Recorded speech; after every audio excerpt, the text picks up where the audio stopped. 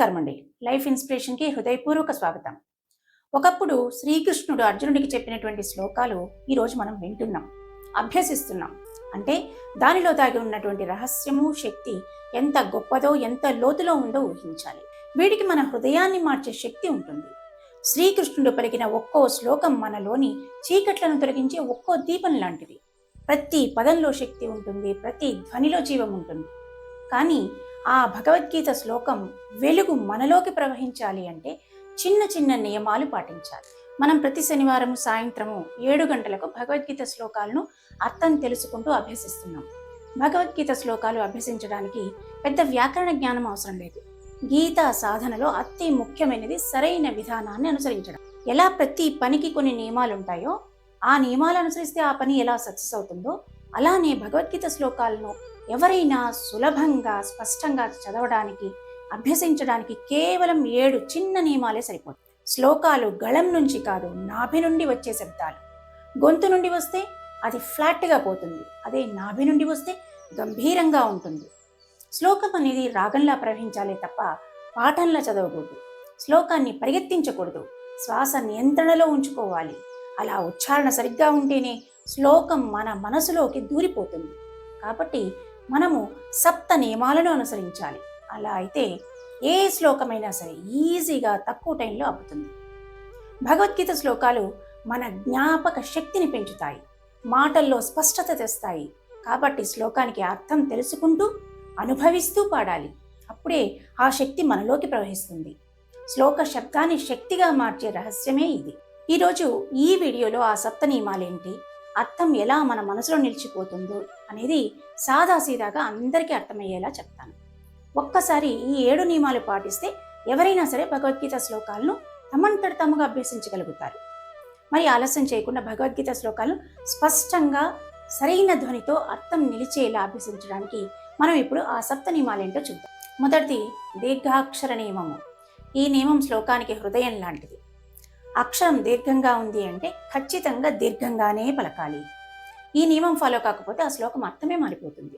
ఉదాహరణకి ఆవులో అని దీర్ఘాక్షరం అంటారు, అమ్మాలో అని హ్రస్వాక్షరము అంటారు.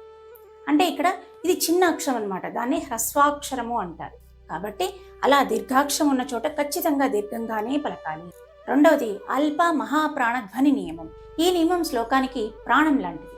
అక్షరానికి ఒత్తిడి వచ్చినప్పుడు ఆ అక్షరాన్ని గట్టిగా పలకాలి, అంటే గాలిని బలంగా బయటికి వదలాలన్నమాట. ఉదాహరణకి ఖ, ఘ, ఛ, భ ఇలాంటివి.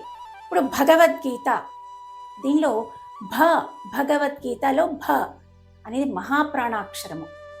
దాన్ని భ ఒత్తి భ అంటే గాలి అక్షరం గాలి బయటికి రావాలి.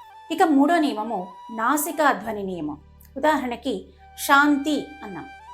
షా దీర్ఘాక్షరం ఉంది, మధ్యలో సున్నా ఉంది, తర్వాత తీ ఉంది, తాకు గుడి. సున్నాని మనము శాంతి అని మనం శాంతి అంటాం. అంటే ఆ రెండో అక్షరాల్ని ఆ సున్నాని ముక్కుతో షాం ముక్కుతో పలుకుతాం, శాంతి. కాబట్టి ఈ శ్లోకాల్లో నాసికా ధ్వనులు కూడా చాలా ముఖ్యమైనవి. నాలుగవది సంయుక్తాక్షర స్పష్టత నియమం అన్నమాట. 2 అక్షరాలు కలిసినప్పుడు వాటిని విడగొట్టకుండా స్పష్టంగా చదవాలి. ఇప్పుడు ధర్మం అని ఉంది. ధ అనేది మహాప్రాణము, ర్మం అనేది రాకు మావత్తు, అది సంయుక్తాక్షరం. దాన్ని ధర్మం అన్నప్పుడు ధా పలికి ర్మాల్లో గురుభావాన్ని ధాకు తీసుకొస్తాం. గురుభావం అంటే ధర్మం అంటాం. ధర్మం అని మొత్తంగా చదువుతాం.